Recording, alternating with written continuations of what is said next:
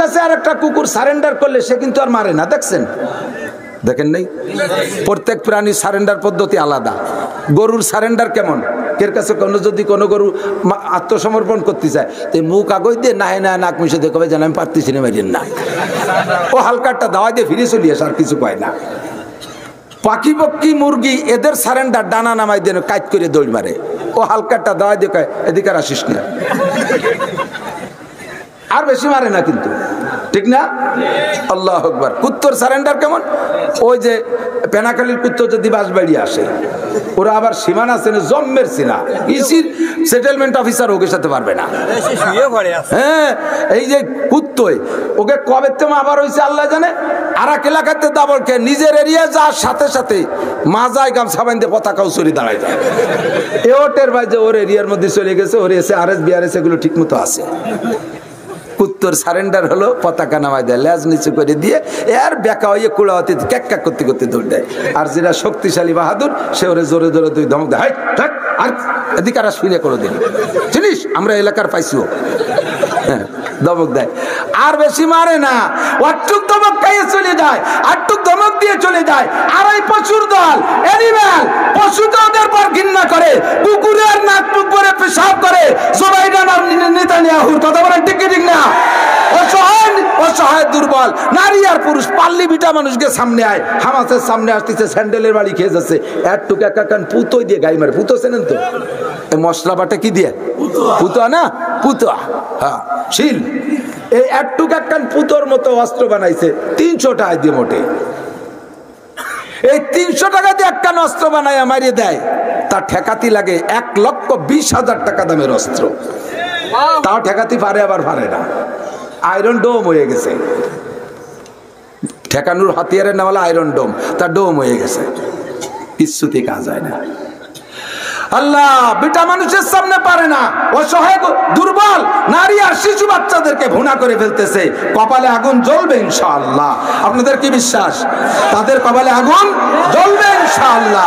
আমি তো হাত দিছি, খালি বাংলাদেশে আয়, আহিয়ালাবাসের বাড়ি তো খাইস নি। আমরা বিটারা লাগবে না, বাঙালি মহিলারা বটিতে কুবাই শোয় ফেলাই দেবে। সেরকম আশাইল বাগানের মধ্যে গুলি তো খাও নাই, পাকিস্তানেরা খাইয়ে তাও বাইরে চলে গেছে, ঠিক না? উলাইকা কাল আনআমি বাল হুম আদাল্লু উলাইকা হুমুল গাফিলুন। সেম কোয়ালিটি অফ অ্যানিমাল, চতুষ্পদ জন্তুর মতো, তার চাইতে নিকৃষ্ট। আমি প্রায় এই বাঘের গল্প পড়ি, দেখি সুন্দরবন এলাকায় গেলে শুনি। আল্লাহ, একজন সেদিনকে কইতেছে হুজুর আবার ধরছে বাঘে, বাঘে ধরলি কি আর উঠতে এখন? আমি স্মরণ করলা গেছি, এক মুরব্বী কয় যে আমি দোকানে থাকি, রাত্রি পেশাব করতে পারোই, তা লাইট মারি দেয় যে বাঘের শরীর পর লাইট পড়ছে, ওই অবস্থায় মারিয়ে ধরে পেশাব করি আমি ঘরে চলে যাই। আমি কই তুমি অবস্থায় মারিয়ে লাইট মেরে পেশাব করে ঘরে, আমি অবস্থায় মারিয়ে আগিয়ে দিয়ে বিনি জানা যায় দাফন হয়ে যেতাম কবর ছাড়া। বাঘের সহি লাইট পড়ে সেই অবস্থায় পেশাব করে, পেশাব থায়ে, পেশাব মাথায় উঠে যাওয়ার কথা না, এত বড় সাহস ছিল না। আবার বাঘে থাবা মারছে, আমি বাঘের চোখ জয় ঘুষি মারছি, বাঘে লজ্জা পেয়ে চলে গেছে। পশুটা বোঝে যে আক্রমণ করলে ফিরে যাওয়া উচিত, ওই পশুগুলো তাও বোঝে না। কতক্ষণ ওই পশুগুলো তাও বোঝে না। কেন বোঝে না? কোরআন জানে না। কি জানে না? জোর হলো না। কি জানে না? কোরআন জানে না। কোরআনের দ্বারাই মানুষে মানবতা অর্জন করতে পারে, এর কোনো বিকল্প কোনো ক্লাস নাই, বিকল্প কোনো সাবজেক্ট নাই। রাস্তাঘাটে মোটর সাইকেল কাড়িয়ে নেয় না একদল আছে না, ওরা তো হাটাজারি মাদ্রাসার হুজুর, হ্যাঁ, গড়ডাঙ্গার হুজুর, বাঁশবাড়ির হুজুর। কারা? তারা কোন তারা? তারা তারা তারা যারা কোরআন শরীফ পড়ে নেই, চুরি করে, ডাকাতি করে, লুচ্চামি করে, বেয়াদবি করে, গুস্তাখি করে, বদমাশি করে, রাইফেল বন্দুক নিয়া নিজেরা খুনাখুনি মারামারি করে, তারাই বন্ধু যাদের মধ্যে আল্লাহর কোরআন নাই। কোরআন যার মধ্যে এসে সীমা ঘুম ফি উজুহিহিম মিন আতারিস সুজুদ, চেহারার মধ্যে সিজদার নূর চমকায়, দেখলেই মনে হয় যেন একটা ভদ্রলোক। আরে গাড়ির ড্রাইভার যদি মাথায় টুপি পরে থাকে, ওই গাড়িতে উঠতে একটা তৃপ্তি লাগে। মাথায় টুপি আছে আল্লাহর বান্দা, নিশ্চয় নাপাক শরীর নিয়ে গাড়িতে ওঠে নাই, গাঁজা খাইয়া ওঠে নাই, আবা খাইয়া ওঠে নাই। আল্লাহর রহমতে আল্লাহর বান্দা নামাজ পড়িয়েছে, ওর গাড়িটা নিরাপদে গন্তব্যে পৌঁছানোর আশা করা যায়। মাথায় টুপি নাই, মোচ আছে উসমানী মোচ, আবার মুখে বড় দেড়াইতে সিগারেট একটা ধরানো, সাথে সাথে ওর পান কসলায়। ও দেখলি মনে হয় জনু আল্লাহ এ তো কোয়ানে ঢেলি দিবে নে। আল্লাহর কোরআন যার মধ্যে থাকে তার চেহারা নুরানি হয়ে যায়। ডাক্তারের মধ্যে কোরআন থাকলে নুরানি ডাক্তার, আর চেয়ারম্যানের মধ্যে কোরআন থাকলে নুরানি চেয়ারম্যান, মেম্বারের মধ্যে কোরআন থাকলে নুরানি মেম্বার, এমপির মধ্যে কোরআন থাকলে নুরানি এমপি, মন্ত্রীর মধ্যে কোরআন থাকলে নুরানি মন্ত্রী। আরে যার মধ্যে কোরআন থাকে ওইটাই নুরানি হয়ে যায়। আল্লাহু আকবার। কারণ কোরআন পড়লে দিলটা নরম হয়ে যায়। ওয়াইদা তুলিয়াত আলাইহিম আয়াতুহু যাদাতুহুম ঈমানা ওয়া আলা রাব্বিহিম ইয়াতাওয়াক্কালুন। আল্লাহু আকবার। এই কোরআনের ক্রিয়াই আলাদা। আমি 114 সূরার মধ্যে সূরা ফাতিহা পড়ছি, আপনাদেরকে একটু পড়ার প্রশিক্ষণ দেব, আর একটু তরজমা পড়াবো। রাজি আছে তো? কোরআন শরীফের তরজমা না বুঝে পড়লেও নেকি পাওয়া যায়, এমনই একটা কিতাব। বালিশ কোনে বেদি গেল, সারা গরম শীত। কোরআন শরীফ এমনই কিতাব, এর তরজমা না বুঝলেও নেকি। বিশ্বাস হয়? অবিশ্বাসী কেউ আছেন নাকি? হ্যাঁ, আমাদের দেশে বড় বড় পণ্ডিত নাজিল হচ্ছে বর্তমানে। তারা কয় যে কোরআন শরীফ না বুঝে পড়লে কোনো নেকি হবে না। আস্তাগফিরুল্লাহ। নবী পাক বলেন, মান করা হারফা মিন কিতাবিল্লাহ ফালাহু হাসানাতুন ওয়াল হাসানাতু বিআশরি আমসালিহা। আমাদিক যে কোরআন শরীফের একটা হরফ পড়ে আল্লাহ তারে 10টা নেকি দেয়। তাহলে একটা হরফের কোনো অর্থ হয়? আলিফের কি অর্থ, বার কি অর্থ, তার কি অর্থ? অথচ কোরআন শরীফে আলিফ বা তা এগুলো একটা হরফ পড়লে 10 নেকি। নবী পাক বলেন এক হরফে 10 নেকি, আর ওকে তরজমা না বুঝলি নেকি হবে না। তাহলে নবীর চেয়ে বড় নবী দাবি হচ্ছে সে। জুতোর বাড়ি খাবি, বেশি দেরি নেই। আল্লাহ এ কোরআন বুঝে বললেও নাকি, না বুঝে বললে, তবে বুঝলি এটা মজা আলাদা। বুঝলে মজা আলাদা, ঠিক না? আমি কি শুনতেছি, কি পড়তেছি, কি বুঝতেছি, মজাই আলাদা। মাঝে মাঝে বলি উদয়পুর মাদ্রাসার কিচ্ছা, আমি তখন উদয়পুর পড়াই। ওই এটা বলছিলেন ঘটনা সম্ভবত খুলনার হুজুর দামাত বরকাতুম ফয়জুল বারী সাহেব, উনি বলতেছিলেন যে উদয়পুরি পীর সাহেব হযরত মাওলানা নাসির আহমদ সাহেব ছিলেন হাফেজ জামিল আহমদ সাহেব হুজুরের ছেলে, কামেল পীর, বুজুর্গ মানুষ। এই নাসির সাহেবের গল্প আমি শুনছি। আমি গেছি সুন্দরবন রামপাল, ওখানকার ছাত্ররা উদয়পুর পড়তো। আমার ছাত্র ওহিদ, তারপরে হাফিজ, ওরা মাহফুজ, ওরা বলে পীর সাহেব সুন্দরবন গেছে। ওদেরকে বলতেছে যে আমি সুন্দরবনের ভিতরে গভীর জঙ্গলে যাব। হ্যাঁ, ওরা কয় হুজুর বাঘের সামনে কোনো কুতুবগিরি চলে না, যদি জাতি আয় তাহলে পয়সা করি দিয়ে 10-12 জন পুলিশ হাতিয়ার সহ জাতি হবে। উনি বললেন পুলিশ নেমতে আমি যাবো কেন, তোরা আমার সাথে যাবি নাকি ক। একেবারে নগদ কারগুজারি, আমি তাদের থেকে যা শুনছি তাই নকল করতেছি। এই নাসির পীর সাহেব বললেন যে আমি যাব, তোরা যাবি? আমার ওই ছাত্ররা, হুজুরের ছাত্ররা কয় যে হুজুর আচ্ছা ঠিক আছে যাব। ওরা চিন্তা হলো যে হয়তো হুজুর রে পীর সাহেব বলে বাগে ছাড়িয়ে দিতে পারে, আমরা তো আর পীর না, মুরিদ কয়টা খাইয়েছে, ইফতার টিফতার করে চলে যাবে না। এই সাথে গেছি, বয় তো ভিতরে কাজ করতেছে, কিন্তু আল্লাহর বান্দা এদের সাথে নেছে। আল্লাহ উনি তো এদের সম্পর্কে বেখবর থাকতে পারে না। বমাই সাজ্জাদ রঙ্গে কুন গরাত পীরে মগা গুয়াত কেসা লিখবে খবর নবুয়ত জরা হে রসমে মুনজিলা আলা ইয়া আইয়ুহাস সাকি আদরিকা সাওবনা বিলহা কে ইশকা সা নমুদ আউল ওয়ালে ইউতাদে মুশকিলহা। প্রথম পিসাবের সাথে জৌকে শৌকে মোহাব্বতে নাস্তি নাস্তি গেছে, ভিতরে যখন চলে গেছে পিসাব যাইয়া যায় নামাজ বিছাইয়া নামাজে দাঁড়ায় গেছে, নামাজ পড়তেছে, মনে হয় যেন আল্লাহর সাথে গল্প করতেছে। আর এ কয়জনের তার নামাজ কালামের সুরকিরা তো ভুলে গেছে, কিন্তু বয়তে মনেই নাই। ওরা যার যার গরানের লাঠি একটা নিয়ে ভিড়ে ভিড়ে দাঁড়ায় রয়েছে। এর মধ্যে দেখে যে বাঘ আইছে, 2-3টে অন্যাসে শুয়েই পড়ছে। বাঘে পাশতে ঘুরে ঘিরে চলে গেল, বাঘে পাশতে ঘুরে ফিরে চলে গেল, কেউ রে কিছু করলো না। আল্লাহু আকবার। আল্লাহ, গত বছর এক বান্দা, নাম তার জাহাঙ্গীর ভাই, উনিকে আমি আমার গাড়ির দোনালা বন্ধু কোনটা হলো যে জঙ্গলের দস্যু, এই কাম করে বেড়াই। তা কয় যে যতই দস্যুগিরি করি আমরা দস্যু যে কয়জন ডাকাত, নামাজ ছাড়া কেউ নাই। কারণ সুন্দরবনের মধ্যে মানুষের সাথে দস্যুগিরি চলে, বাঘের সাথে কোনো মস্তানি চলে না। রাইফেল টাইফেল শুদ্ধ মাইরে দেয়। তো পিঠে দোনালা বন্দুক, গাড়ি করে দাঁড়াইয়া মাগরিবের নামাজ পড়বো, আমার সাথীরা নামাই দিয়ে গেছে গরান গাছের গাদির উপরে মাগরিবের সময়। আমি নামাজে দাঁড়াইছি, ভয় তো ভিতরে রইছে। নামাজে দাঁড়াইছি, দাঁড়ানোর পরে তকবীরে তাহরিমা বান্দে সূরা ফাতিহা পড়তেছি, এর মধ্যে শুনি যে পক পক শব্দ হচ্ছে, মানে ওই পলিকাদার মধ্যে দিয়ে বাঘ আসার যে পায়ের শব্দ ওই কানে আসতেছে। সুরকিরা সব ভুলে গেছি, গা ফুলি উঠছে। এরপরে চিন্তা করলাম যে আর তো উপায় নাই, ভুললেও লাভ হবে না, তাহলে আজকে নামাজে আয়াতুল কুরসি পড়ি। নামাজের ভিতরে সূরা ফাতিহার পরে আয়াতুল কুরসি পড়ছি।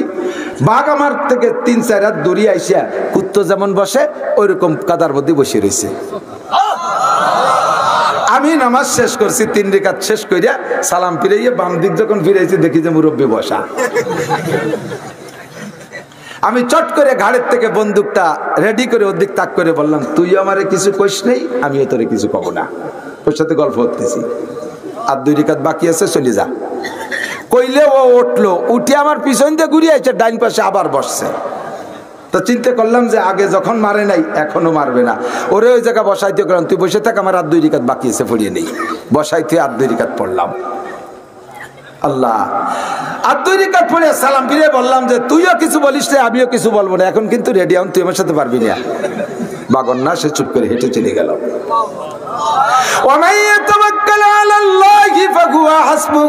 যে আল্লাহর উপরে ভরসা করে আল্লাহ তার জন্য যথেষ্ট হইয়া যায়।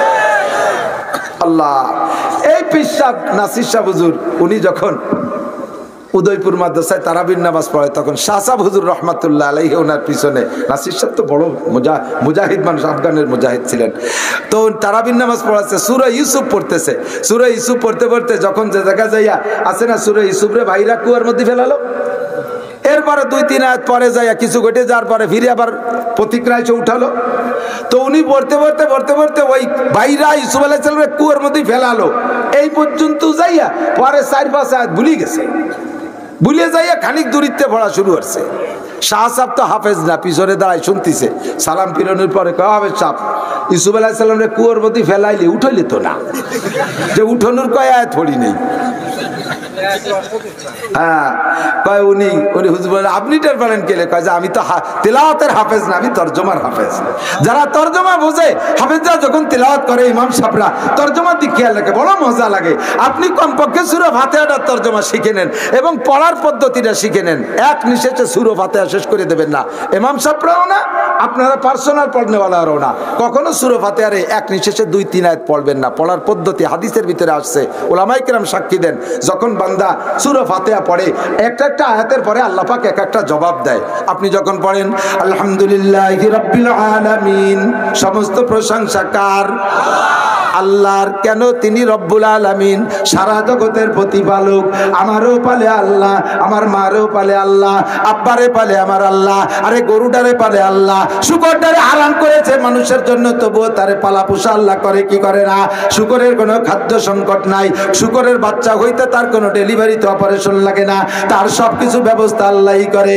আল্লাহু আকবার। সারা জাহানের পালনেওয়ালা, যে যেমন ব্যক্তি তারে সেরকম পালে, যার যে যেমন ব্যক্তি তার যার যেমন রুচি তারে সেরকম আসবাব দিয়ে পালে। এই জন্য সারা জগতের প্রতিপালক আমার আল্লাহ। কাজে আলহামদুলিল্লাহি রাব্বিল আলামিন, সমস্ত প্রশংসা আমার আল্লাহর। এই আয়াত পড়ে দেওয়ার সাথে সাথে আল্লাহ পাক আপনার সাথে কথা বলে, জবাব দেয়, হামিদানি আব্দি, ও হামিদানি আব্দি, আমার বান্দা আমার প্রশংসা করেছে। আপনি বললে আল্লাহ এই কয় আলহামদুলিল্লাহি রাব্বিল আলামিন, আল্লাহকে হামিদানি আব্দি, আমি বড় মজা পাইলাম, আমার বান্দা আমার প্রশংসা করেছে। যখন বলবেন আর রহমানির রহিম, আমি যে আল্লাহর প্রশংসা করি তিনি আমার রব, তিনার আরো গুণ আছে, আর রহমান আর রহিম, তিনি পরম করুণাময় দয়াবান আল্লাহ, পরম করুণাময় দয়াবান, বলেন পরম করুণাময় দয়াবান। এই বলার সঙ্গে সঙ্গে আল্লাহ পাক আপনার কথায় জবাব দিয়ে কয় আসনা আলাইয়া আব্দি, আমি বড় খুশি হলাম আমার বান্দা আমার যথোপযুক্ত প্রশংসা করেছে। আসনা মানে হামিদা মানে একই তরজমা। আল্লাহ আমার প্রশংসা, বান্দা আমার প্রশংসা করেছে। যখন বলবেন ইয়াকা নাবুদু আর রহমানির রহিম মালিক ইয়াউমিদ্দিন, এই আয়াত পড়ে ছেড়ে দিলে আল্লাহ পাক বলেন সাদাকা আব্দি, ও বান্দা সত্য কথা বলেছিস। মালিক ইয়াউমিদ্দিনের মানে হলো বিচার দিনের মালিককে। জোর হলো না? আমাদের প্রধানমন্ত্রী, বাংলাদেশের প্রেসিডেন্ট, জাতিসংঘের মহাসচিব, ওই জো বাইডেন, নেতানিয়াহু, জুতোর বাড়ির অভাব হবে না, খালি আয় ময়দানে মাসারে আল্লাহরে লাগবে না, আমরা বাড়াই শুয়াই ফেলাই দেবো। কতক্ষণ? মালিক ইয়াউমিদ্দিন, বিচার দিনের মালিক তুমি আল্লাহ। বলার সঙ্গে সঙ্গে আল্লাহ পাক বলেন সাদাকা আব্দি, ও বান্দা তুই এই সত্য কথা জানলি কোত্থেকে? 100% সত্য কথা বলেছিস। বিচার দিনের মালিক আর কেউ না, আমি আল্লাহ। দেখেন একটা আয়াত বললে আল্লাহ একটা কথা বলে, আপনি যদি এক নিষেধ জানিয়ে দেন আলহামদুলিল্লাহ হঠাৎ দলিন শুরু আছে, আলহামদুলিল্লাহ হঠাৎ দলিন, মাঝে আল্লাহ তো কিছু করতে সময় পেল না। এ ওয়ালা দলিন এমন ভাবে কইছে কেন হঠাৎ দলিন, তার চাইতে আল্লাহ পাক বলবে এটা একটা কথা, আপনি শুদ্ধই পড়েন আলহামদুলিল্লাহি রাব্বিল আলামিন আর রহমানির রহিম মালিকি ইয়াউমিদ্দিন ইয়্যাকা না'বুদু ওয়া ইয়্যাকা নাস্তাইন, এভাবে যদি বলেন আল্লাহর তো এই কথাগুলো বলার সুযোগ দিলেন না। আসসালাতু মিরাজুল মুমিনিন, মুমিনের মেরাজ হলো নামাজ। মেরাজ মানে আল্লাহর সাথে কথোপকথন। আমি কথা বললে আল্লাহ একটা আয়াতের পরে জবাব দেয়, সেটি তো আল্লাহরে বলার সুযোগ দিচ্ছি না, তাহলে আমি কি বেনিফিট নেব ওর থেকে? কাজেই পড়তে আয়াতের পর ছেড়ে দেবেন। আস্তেও যদি পড়েন, জোরে পড়েন, সুন্নাত নামাজ, নফল নামাজ, সব নামাজে সূরা ফাতিহার আয়াতগুলো কেটে কেটে পড়বেন। বুঝি আসছে না? এরপরে কি বললেন? ইয়্যাকা না'বুদু ওয়া ইয়্যাকা নাস্তাইন, ইবাদত তোমারই জন্য করি। ইয়্যাকা না'বুদু, তোমার ইবাদত করি, কাহারও না। মানুষের জন্য কোনো ইবাদত করি না। কথা বলেন, মানুষের জন্য কোনো ইবাদত করি না। নামাজ পড়ি কার জন্য? রোজা রাখি আল্লাহর জন্য, হজ করি আল্লাহর জন্য, যাকাত দেই আল্লাহর জন্য, কুরবানি করি আল্লাহর জন্য, মাদ্রাসায় দান করি আল্লাহর জন্য, মসজিদ করি আল্লাহর জন্য, দাড়ি রাখছি আল্লাহর জন্য, টুপি পাগড়ি আল্লাহর জন্য, জামা জুব্বা আল্লাহর জন্য, তেলাওয়াত করি আল্লাহর জন্য, তাবলীগে যাই আল্লাহর জন্য, সরমুনায় যাই আল্লাহর জন্য। আল্লাহর জন্য ছাড়া মানুষের জন্য আবার এগুলো করে নাকি? অবশ্যই করে, বিদায় তো আল্লাহ শিখাইতেছেন তোমরা মানুষের জন্য করো না, ইবাদত গুলো মানুষের জন্য করবা না। ওয়ালা ইউশরিক বিইবাদাতি রাব্বিহি আহাদা, কোন ইবাদত করার মধ্যে আল্লাহর সাথে কেউরে শরীক করবা না। অথচ তোমরা ইবাদতের মধ্যে আল্লাহর সাথে মানুষকে শরীক করো। প্রায় মাহফিলে তো এখন সিজন শুরু হয়েছে, 2 মাস 2.5 মাস হতে চললো আমার সিজন, আরো রোজা পর্যন্ত চলবে। এর মধ্যে 2-3 জায়গা পাইছি, আর আল্লাহ বাঁচাইলে আরো মেলা জায়গা পাবো। স্টেজে 2টা চেয়ার, বক্তার জন্য একটা, আর পাশে আর একটা চেয়ার।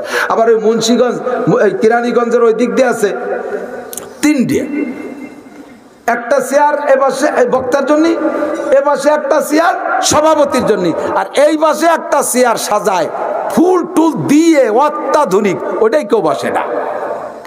তা আমি এক মাহফিলে যাইয়া বসিলা, এই যে আপনাকে পেনাখালীর মৌলানা আলী একবার থাকতো ওই এলাকায়, ওর এলাকায় গেছি, যাইয়া ওই চেয়ার ওইরকম সাজানো ফুল টুল দিয়া, তা আমার আগে বক্তারা ওয়াজ করছে এই চেয়ারে বসে, আমি যাইয়া ওই চেয়ারে বসে পড়ছি। আমি মনে হচ্ছি যে কয়েন আগের বক্তাকে প্রধান বক্তার জন্য কেউ বসে ফুল টুল সব তরুতাজা রয়েছে। এক বুড়ো লাভ দিয়ে উঠে আমার ধাক্কা দিয়ে ফেলাই দিছে। চেয়ার বালিয়ে বসা যায়, আমি তো চেয়ার না বালি বসা যায় নাকি? চেয়ার বাইছি তো এটা কে বসবে? হয়তো একটু পরে আল্লাহ রসুল আসবে, তার সেই জন্য সাজায় রাখছে। কত বড় মুশরিক চিনতে হতে পারে। এরকম কুবরতাওয়ালা শিরকে আকীদাওয়ালা মানুষ এখনো বাংলাদেশে লাখ লাখ আছে। আর আছে স্বাভাবিকভাবে 2 চেয়ার, বক্তার জন্য 1 চেয়ার, সভাপতি। যে দেখি যে সভাপতির চেয়ারে সভাপতি নেই, আমি বলবো যে এই চেয়ারটা এখানে কেন?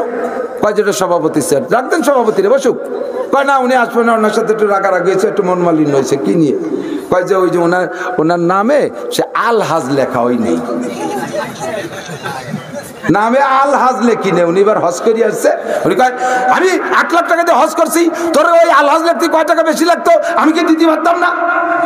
আমার নামে আল হাজরা কি যাবি কি বলে আশ্চর্য যাবো, দেখাই ছেড়ে দেবো তোকে, মাহফিল টাবিল আগামীবার যে এনদে যায় সেই দিয়ে দেবো। রাগ করে উনি স্টেজে আসিনি। তাহলে উনি যে হজ করছে কি আল্লাহর জন্য না, এই পোস্টারে নাম লেখানোর জন্য, মানুষের কাছে প্রশংসা পাওয়ার জন্য।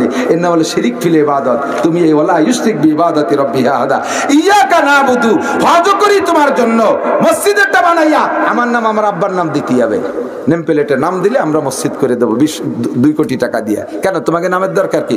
যুগের পর যুগ মানুষের দেখবে যে আমরা মসজিদটা করে গেছি, বিল্ডিংটা করে দিতে পারি, আমার নাম দিতে হবে যারা। এই বিল্ডিং এ পড়াপড়ি হবে, মানুষ ওখান থেকে পড়ে পড়ে আলেম হয়ে জান্নাতে যাবে, তুমি ওর থেকে সাইডে নাও পাবা না নাম দেওয়ার কারণে। আপনি তো দাড়ি রাখতেন না, দাড়ি রাখছেন যে কয় যে দাড়ি নাড়াই হুবই আছে নাকি, নাতি হুতা জ্বালায়, তারা এসে দাড়ি ধরতে চায়, সেই জন্য দাড়ি রাখছে।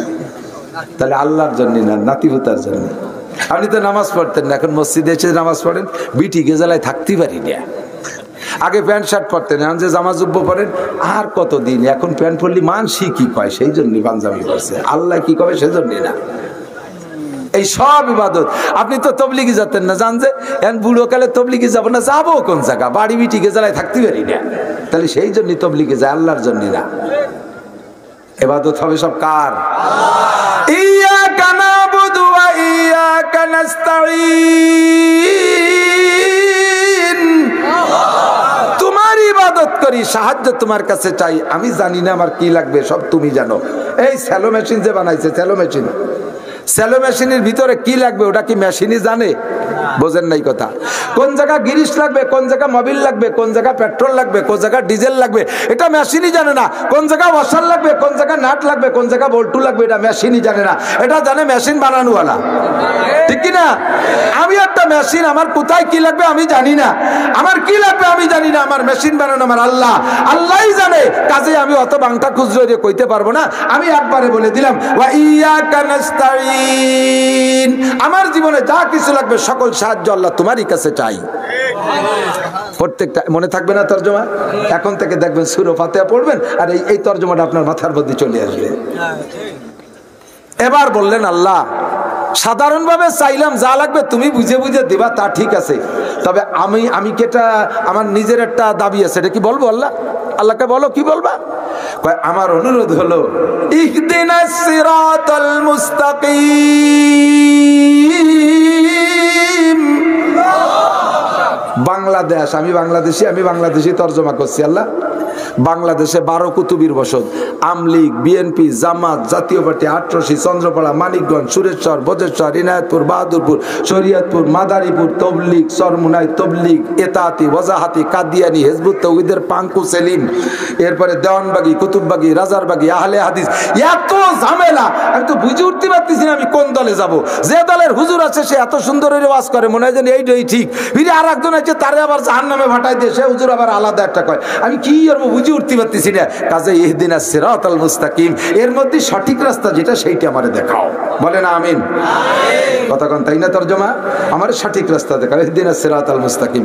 আল্লাহ কয় তোমার কি জানা আছে দুনিয়াটা সিরাতাল মুস্তাকিমের কোনো ইসের টার্গেট আছে নাকি, যে এই জাতীয় সিরাতাল মুস্তাকিম? কাজে আল্লাহ, আমি তো অত ভালো বুঝি না, তবে আমার একটা বুঝ হলো সিরাতাল্লাযীনা আনআমতা আলাইহিম, ওই সিরাতে মুস্তাকিমে চালাও যেই রাস্তায় চলার কারণে একদলকে তুমি পুরস্কৃত করেছো, একদলকে তুমি পুরস্কৃত করেছো, নবী রাসূলদেরকে পুরস্কৃত করেছো, সাহাবায়ে কিরামদেরকে পুরস্কৃত করেছো, তাবেঈনদেরকে পুরস্কৃত করেছো, তাবেঈনদেরকে পুরস্কৃত করেছো, কমপক্ষে তাদের রাস্তায় আমাকে চালাও।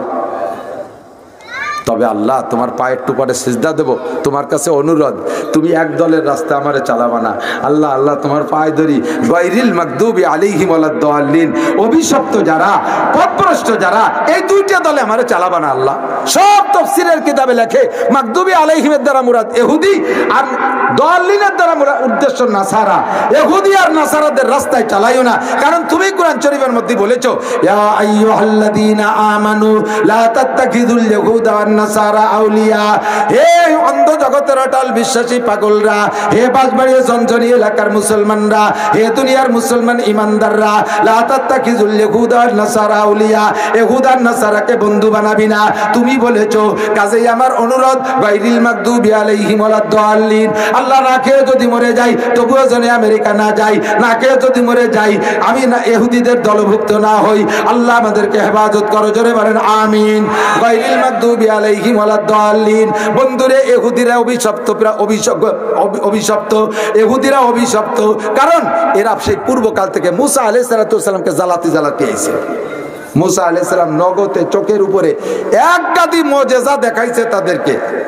লাস্ট ফিনিশিং, নীল দরিয়া পার হয়ে যাওয়ার সময় 6 লক্ষ বনি ইসরাইল নিয়ে পানির তল দিয়ে এই টানেল দিয়ে চলে গেছে উপর মুসা আলাইহিস সালাম।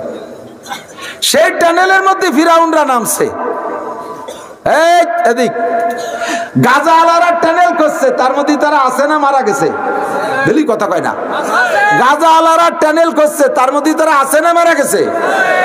এই পিছনে ফিরাউনের গোষ্ঠী ওর মধ্যে ঢুকতে সাহস পাচ্ছে না। একই টানেলে, যেই টানেল দিয়ে মুসা পার হয়ে চলে গেছে, সেই টানেলে নামে ফিরাউন শেষ হয়েছে। কথা বল না কেন? চোখের সামনে 12 লক্ষ সেনাবাহিনী নিয়ে ফিরাউন শেষ হয়ে গেল। বনি ইসরাইল উপর যে পার হয়ে দেখলো যে বুড় বুড় বুড় বুড় করে সব ডুবে ডুবে মরে যাচ্ছে।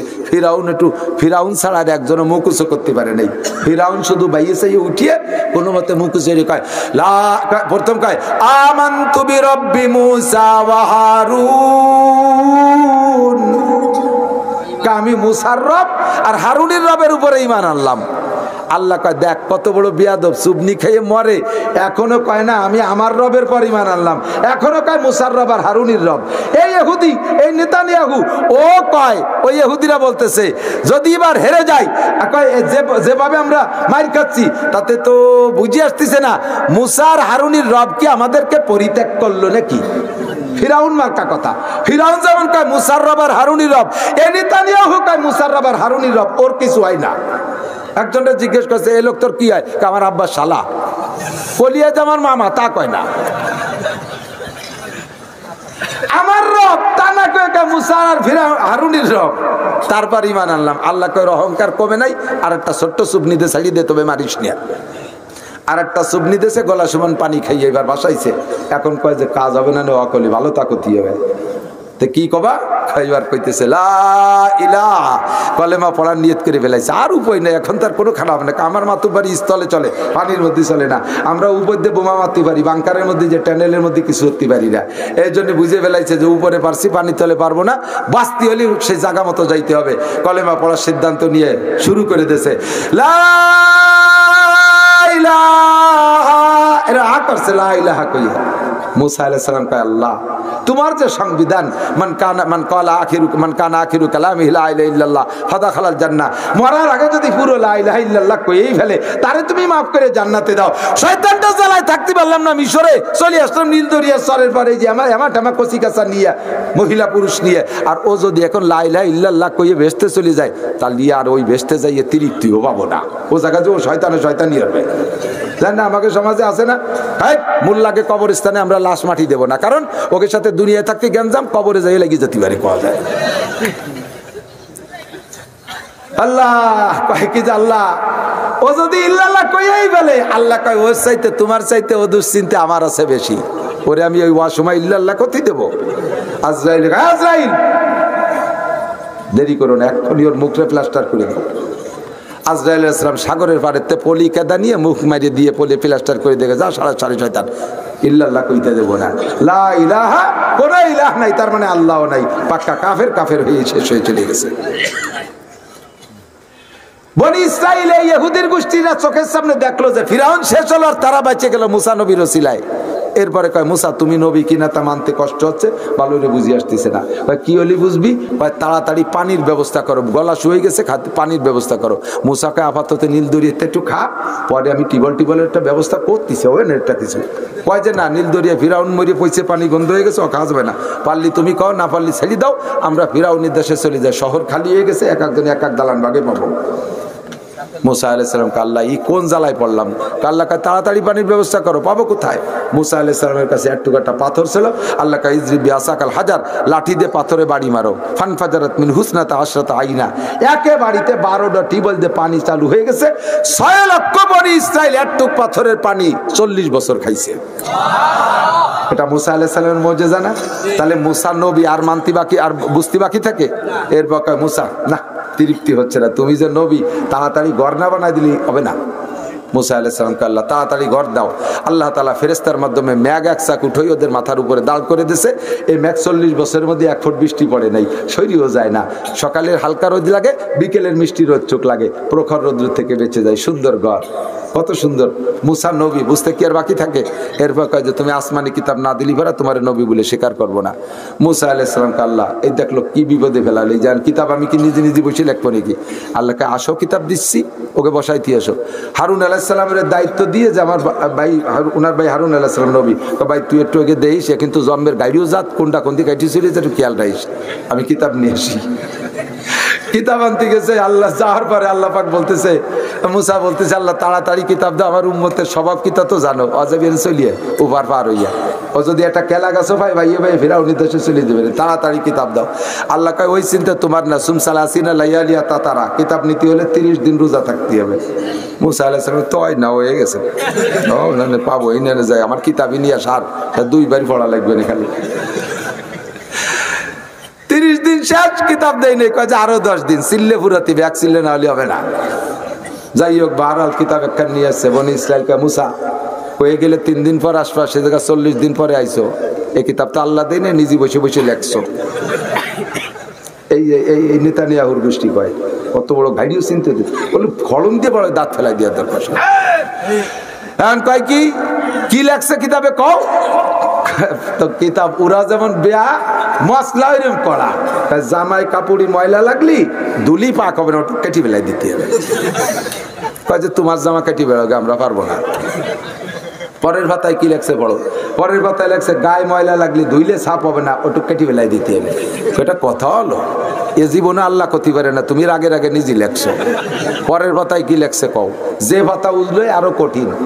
পরের ভাতায় দেখে যে লেখছে কবিরা গুনার থেকে মাপ পাওয়ার জন্য আস্তাগফিরুল্লাহ কাম হবে না, যার যার গলা সেই কেটে বেলায় দিতে হবে। এক লাইনও মানতে পারবো না, এ কথা আল্লাহ কোনোদিনও বলতে পারে না। আল্লাহ যদি নিজে সামনে বসে আমাদেরকে, আল্লাহ নিজে বলে আমরা শুনবো, আল্লাহ বলবে তাহলে বিশ্বাস করবো, নইলে মানি না। মুসা আলাইহিস সালামকে আল্লাহ আমি চলে গেলাম, আমি এ নিয়ে চলতে পারবো না। আল্লাহ কয় কে কে শুনবে ডেকে নিয়ে আয়, আমি ওয়াজ করবো, ডেকে নিয়ে আয়। 12 কওমের থেকে 6 বারং 72 জন, ওনরা 2 ভাই সহ 70 আর 2 ভাই তো এক কওমের, এই 72 জন গেছে আল্লাহর ওয়াজ শুনতে। বিশাল মাঠে ময়দানে তিহে বসাই দিয়ে লক্ষ লক্ষ ফেরেশতা নাজিল করছে যে সূর্যের আলো যেন জমিনে পড়ে না, দুনিয়াটাকে অন্ধকার করে দিবি। ফেরেশতাদেরকে বলছে ঝিঝি পোকার মতো শব্দ করবা, যাতে বাহিরের কোনো শব্দ না যায়, কারণ ও যে গাড়িও জাতি, অন্য অন্য শব্দ আসছে তার মধ্যে আল্লাহ ওয়াজ করছে, তাহলে কবে নাকি যে এত জয় ঝামেলার মধ্যে বুঝতে পারি নেই, এটা কই উঠতে পারে। কাজে অন্য সব শব্দ বন্ধ করে দিয়ে শুধু তোমরা ঝিঝি শব্দ করো, আমি একা ওয়াজ করবো। এরা ঝিঝি পোকার মতো শব্দ শুরু করছে। এবার আল্লাহ পাক বয়ান শুরু করছে। 2 কথাই তো আল্লাহর ওয়াজ শেষ। মা ইয়ানতিকু আনিল হাওয়া ইন হুয়া ইল্লা ওয়াহয়ুন ইউহা। হে বনি ইসরাইল, আমার মুসা নিজে একটা কথাও লেখে নাই, সবই আমার প্রেরিত। আল্লাহর ওয়াজ ওই 70 জন 72 জন শুনতেছে। 2 নম্বর, মা তাকুমুর রাসূল ফাকুযু ওয়া মা নাহাকুম আনহু ফান্তাহু। এটা আমাদের কোরআনের আয়াত, এরই তরজমা তাওরাতের আল্লাহ পাক বয়ান করছে। আমার মুসা যা আমল করতে বলে সেটা করো, যেটা ছাড়তে বলে সেটা ছাড়ো। হয়ে গেছে নামাজ, মজলিস ভেঙে গেছে। মুসা আলাইহিস সালাম জিজ্ঞেস করছে শুনছিস আল্লাহরা, শুনছিস আর তোর কিছু করতে পারবি না, আর কি কবি কর? কয় যে শুনলাম তো, কিডা কলো ভালো রে বুঝতে পারলাম না, বক্তার মুখ না দেখতে পারলি হয়। আরিনাল্লাহ জাহরাতান, কোরআন শরীফে আছে আরিনাল্লাহ জাহরাতান, সরাসরি আল্লাহ স্টেজে বসবে, আমরা আল্লাহরে দেখবো, আমাকে আল্লাহ দেখবে। এই দেখা দেখির মধ্যে ওই মুখস্থ হজের দাঁতদারি না।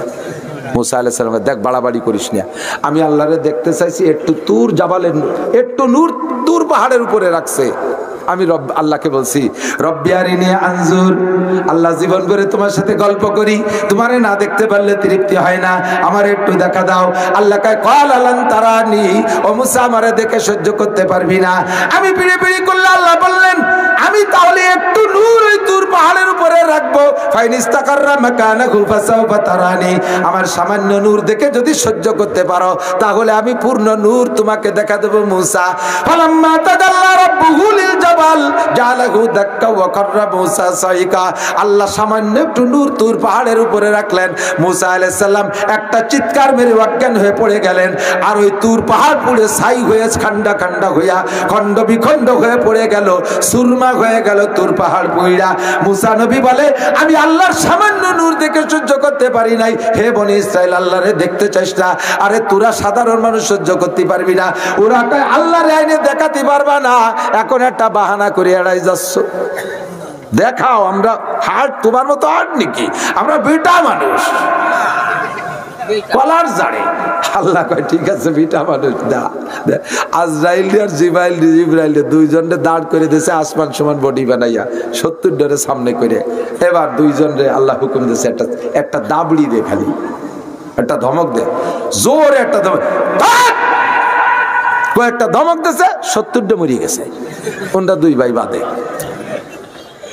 একে দাবড়িতে আল্লাহরে দেখতে এসে। মুসা আলাইহিস সালামকে আল্লাহ মারলে তো মারলে, আমার তো বাড়ি যার কায়দা নাই। এই কটা হলো নেতৃস্থানীয় চেয়ারম্যান, মেম্বার, এমপি, মন্ত্রী, এইগুলো আমারই থুয়ে গেলি ওরা আমার বাড়ি উঠতে দেবে না, তাড়াতাড়ি বাঁচাই দাও। আবার আল্লাহ মুসা আলাইহিস সালামের দোয়া আল্লাহ জিন্দা করে দিচ্ছে 70 জনরে। কোন সুবহানাল্লাহ। এখন মুসা আলাইহিস সালাম কয় এই আল্লাহরে দেখবি আর কয় যে জায়গাতে সরেন, আজরাইল বাড়ি চিনে গেছে, ফিরে মরলি আর বাঁচবো না, তাড়াতাড়ি চলেন, আমাকে আর লাগবে না, হয়ে গেছে। বাড়ি নিয়ে গেছে ওই 70 জন, 6 লক্ষ বনি ইসরাইল স্টেজ বানায় বসে রয়েছে, আল্লাহর সাথে দেখা করে এসছে, ভিআইপি পারসন, তারা তাদের কাছ থেকে কথা শুনবে, আল্লাহরে কেমন দেখলো, কেমন বয়ান শুনলো। এরা যাই স্টেজে বসে বলতেছে এই নোটক বাটুসকুত, কথা মোটে কবি না। মুসা আলাইহিস সালাম রে আর লাগবে না, এখন বয়ান আমরাই করব, এখন থেকে আর কোনো বাড়াবাড়ি করবি না, আমরা 70 জন একবার মরিয়ে বাঁচছি, তোরা মরলে আর বাঁচবি না, কাজেই বাড়াবাড়ি করবি না। কথা আছে এই কিতাব সম্পূর্ণ সত্য, এর মধ্যে কোনো সন্দেহ নাই। তবে আল্লাহ তাআলা একটা সুযোগ দিয়েছে, আমরা যাওয়াতে একটা লাভ হয়েছে, একটা সুযোগ দিয়েছে। কি?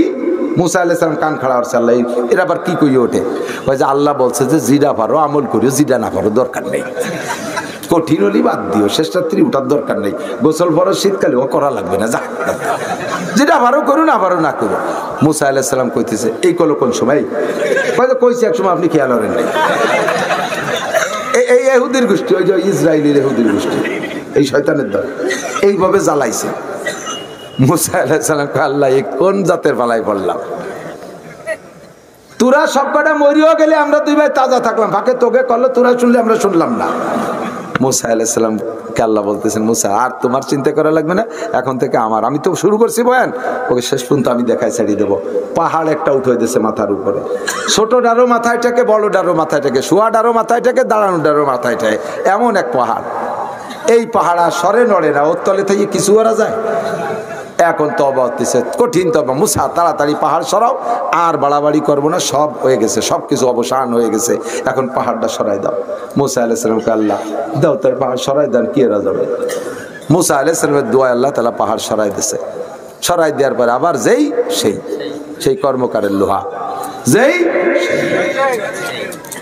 সেই লোহাই, সেই শয়তানি, বেড়া খেলারা বেড়াকে যায়, অ্যাডাম চালারে অ্যাডামসে যায়, মদ খালারা মদের আড্ডায় যায়, যা তাই।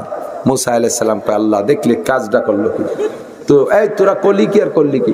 অত বড় পাহাড় মাথার পর থাকলে স্বীকার না করে ফারা যায়? এইরকম জ্বালাইছে, এইরকম সিটার বাটপাড়ি বদমাইশের ওদের পর খোদার গজব। ওই যে নীল দরিয়া পার হইছে না, মিশর ছেড়ে, ওদের মূল বাড়ি ছিল মিশর, নীল দরিয়া পার হইছে, আর জীবনের কোনোদিন ইহুদির গোষ্ঠী নিজেদের নামে কোনো স্বাধীন দেশ পায় নাই, আজও পর্যন্ত পায় নাই। এখানে কিছুদিন, ওখানে কিছুদিন, সর্বোচ্চ 80 বছর, 80 বছরের মধ্যে ওদের ভিটে ছাড়া লাগছে, টিকতে পারে নাই। ময়দানে হয়েছিল 40 বছর, ও জায়গা থেকে 40 বছর পরে ভাগছে।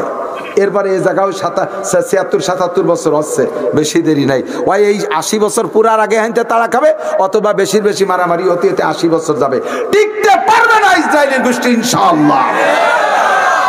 এরপরে আল্লাহ পাক রব্বুল আলামিন রাগ করে এই যেন লাস্ট গজব এমন পানি দেশে সবগুলোনের গলা সমান এরকম শীত হয়ে রয়েছে, ছোটর আরো গলা সমান, একই জায়গায় দাঁড়ায় 6 হাত লম্বা যেটা সেটা আরো গলা সমান শীত হয়ে রয়েছে। যে কয়টা খালেস তওবা করছে ওই কয়টাকে ফেরেশতার মাধ্যমে আল্লাহ বাছাই করে সরাই নিয়ে বাকিগুলোকে শেষ করে দিয়েছে। এরা হলো মাগদুবি আলাইহিম, আল্লাহর পক্ষ থেকে অভিশপ্ত। দোয়া করছি আল্লাহ এই ইহুদির বংশধর অভিশপ্তদের পথে আমাদেরকে চালাইও না। দুঃখ লাগে আর এই ইসরায়েল আমেরিকানরা হলো নাসারা, ওরা হলো পথভ্রষ্ট। ঈসা আলাইহিস সালাম কয় আমি আল্লাহর বান্দা, আর তারা কয় যে ঈসা আলাইহিস সালাম আল্লাহর ছেলে। এই পথভ্রষ্ট গোষ্ঠী দুই দল মিলে জোট করছে। আল্লাহ দুই দলের নাম ধরে কয় লা তাত্তাকিজুল ইয়াহুদা ওয়ান নাসারা আউলিয়া, ইহুদা আর নাসারাকে বন্ধু বানাবি না। এ যুবকরা আজকে থেকে পাক্কা প্রতিজ্ঞা কর, আজকে থেকে জীবনে কোনদিন মেসি নেইমার গেঞ্জি পরব একটু কম পরব। তুমি যদি ইমানদার হও, আল্লাহর খাস বান্দা হও, যদি তুমি এই কথায় অঙ্গীকারবদ্ধ তোমার সূরা ফাতিহার তরজমা অনুযায়ী তুমি চলতে চাও, তাহলে আমার বিশ্বাস দাড়িও কাটবা না। আমার দাবি আল্লাহর দাবি তুমি ওদের কাটিং এ চুল কাটবা, চুল কাটাবা না। তুমি ওদের প্যান্টও বাদ দাও, জিন্সের প্যান্ট ওদের প্যান্ট, প্যান্ট ওদের প্যান্ট। আমার নবীর সুন্নতি পোশাকের চাইতে পোশাক হয় না, সুন্নতি পোশাকের তুলনায় কোনো পোশাক হয় না। কতক্ষণ ঠিক কি ঠিক না? ইমানদার হও। কোন আল্লাহর বান্দা বুজুর্গানের দিন এই বিস্কুটের গায়ে ইংরেজি অক্ষর ওয়াও কুড়াই ফেলাই দিয়ে বিস্কুট খাইতো, ইংরেজি অক্ষর আমার পেটে ঢুকতে দেবো না। আমার চৌমনি হুজুরের কাছে যারা পড়ছে তারা আমার সবাই সাক্ষী, হুজুর মোটে ইংরেজি শব্দ সহ্য করতে পারতেন না। যদি কইতাম হুজুর লাইট জ্বালাবো, লাইট কা বাচ্চা, লাইট ইংরেজি শব্দ। যদি হুজুর লাইট জ্বালাবো, লাইট কা বাচ্চা, ধমক দিতে একবার ধুমসাবে গে, ইংরেজি শব্দ সহ্যই করতে পারত না। ইংরেজের শাসন। আমি দাওয়াত দিচ্ছি আপনাদের কাছে, একটা বই কিনে পড়বেন, বৈচিত্র্যের মাঝে ঐক্যের সুর, বৈচিত্র্যের মাঝে ঐক্যের সুর, কাজী মুতাসিম বিল্লাহ রহমাতুল্লাহ আলাইহির লেখা। ইংরেজদের আচরণ কি ছিল, কি করে দেশে গেছে আর এখনো দুনিয়াটাকে জ্বালাই খাচ্ছে, সেইটা থেকে আপনারা শিক্ষা গ্রহণ করতে পারবেন।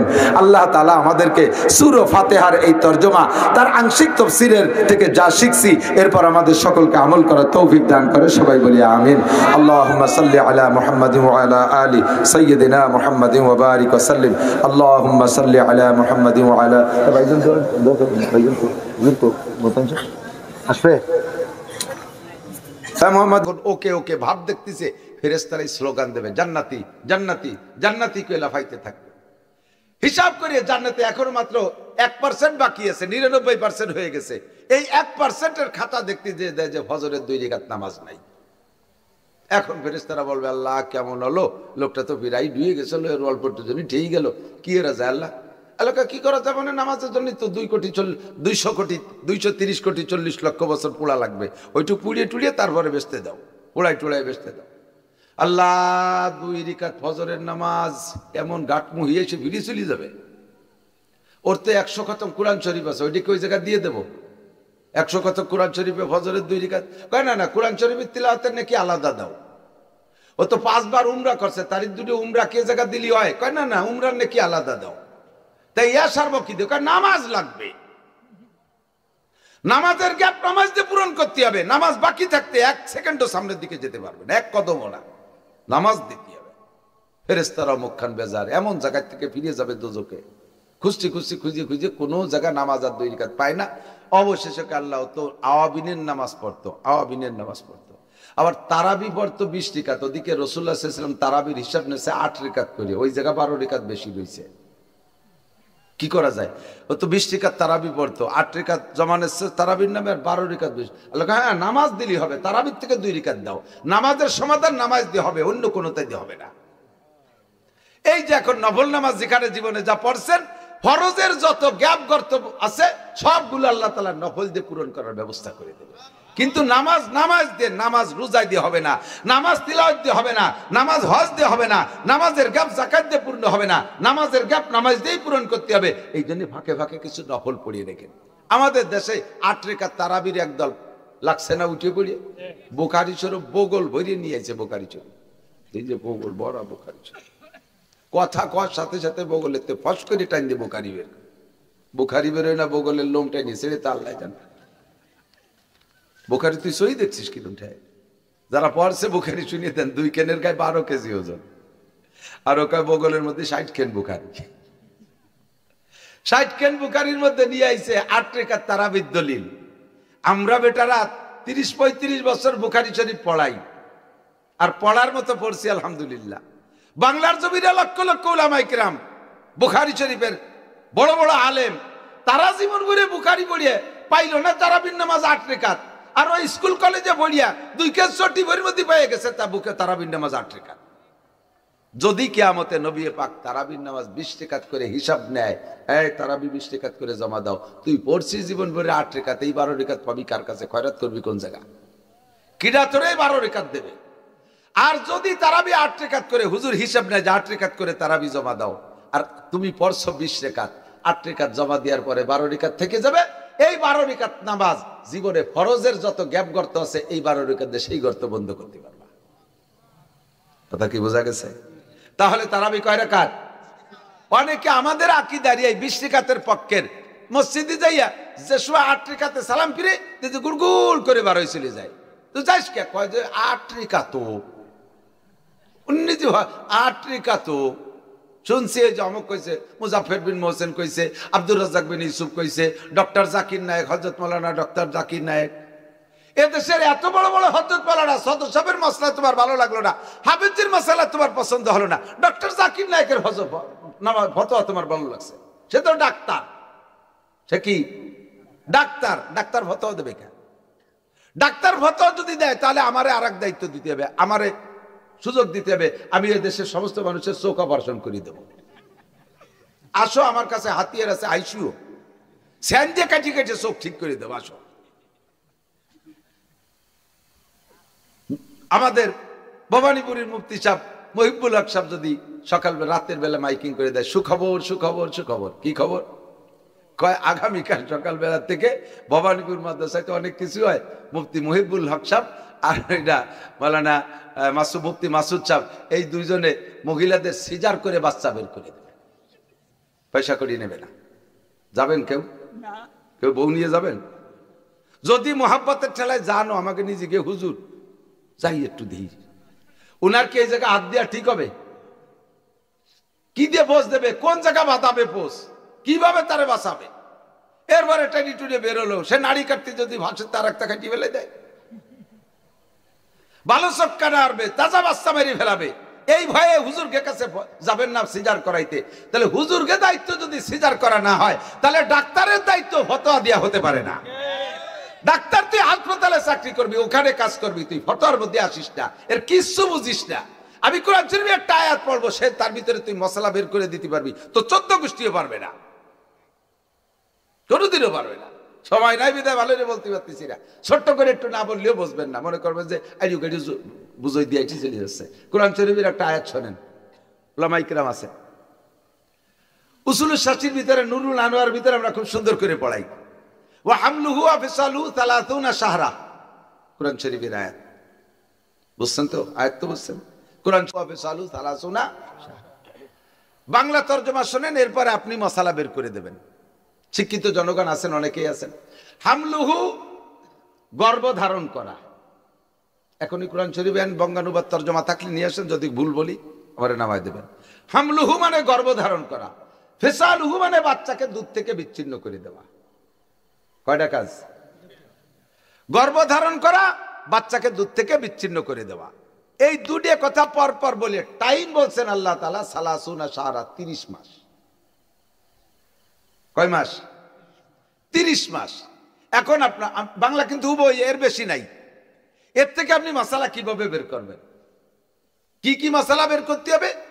বাচ্চা গর্ভে থাকার টাইম এবং বাচ্চা মায়ের থেকে দুধ থেকে বিচ্ছিন্ন হয়ে যাওয়ার টাইম, দুধ খাওয়ার যে টাইম আছে ওই টাইমের পরে 1 চাটা দুধও বাচ্চারে খাওয়ানো যাবে না, হারাম। বড় মানুষের যেমন মহিলাদের স্তরের দুধ খাওয়া হারাম, বাচ্চার বয়স ওই নির্দিষ্ট টাইম পার হওয়ার পরে 1 চাটা দুধও হারাম। এই মশালা দুটো বের করবেন এই আয়াতের থেকে। কি কি? গর্ভধারণ করার টাইম কতটুক, আর বাচ্চা দুধের থেকে বিচ্ছিন্ন হওয়ার টাইম কতটুক। আল্লাহ বলে দিয়েছেন 30 মাস। কয় মাস?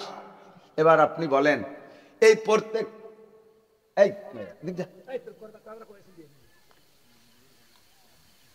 কষ্ট হচ্ছে নাকি? একেবারে বাজে কথা বলতেছি নাকি তার ঠিক কি খেয়াল করেন। তাহলে এবার ফতোয়া বানাই, গর্ভধারণ করা আর বাচ্চাকে দুধ থেকে বিচ্ছিন্ন করে দেয়, দুটো মিলে টাইম বলছেন আল্লাহ 30 মাস। কয় মাস? এখন আপনি ফতোয়া দেন, প্রত্যেক এক একটার জন্য 30 মাস না দুটো মিলে 30 মাস? বুঝতে পারিনি। গর্ভধারণ করা আর বাচ্চাকে দুধ থেকে বিচ্ছিন্ন করে দেওয়া, দুইটা মিলে 30 মাস নাকি প্রত্যেক এক একটার জন্য? পেটেও থাকবে 30 মাস মানে 2.5 বছর, আর দুধও খাবে 2.5 বছর, এরকম দুইটারই সম্ভাবনা আছে, দুইটারই সম্ভাবনা। ইমাম শাফি রহমাতুল্লাহ আলাইহি বলেন প্রত্যেক এক একটার জন্য 2.5 বছর, 30 মাস। পেটেও থাকতে পারে 30 মাস আর দুধও খাবে 30 মাস, উনি বলছেন সর্বোচ্চ টাইম। আর ইমামে আবু হানিফা বলেন না, দুইটা মিলে 30 মাস সর্বনিম্ন টাইম। কেন সর্বোচ্চ আর সর্বনিম্ন দুই দিক গেলেন? ইমামে আবু হানিফা রহমাতুল্লাহ আলাইহি বলেন যে দুইটা মিলে 30 মাস, দুইটা মিলে 30 মাস সর্বনিম্ন টাইম বলছে আল্লাহ তাআলা। বেশির পরিমাণ অন্য দলিল দ্বারা বের করব, সর্বনিম্ন টাইম 30 মাস।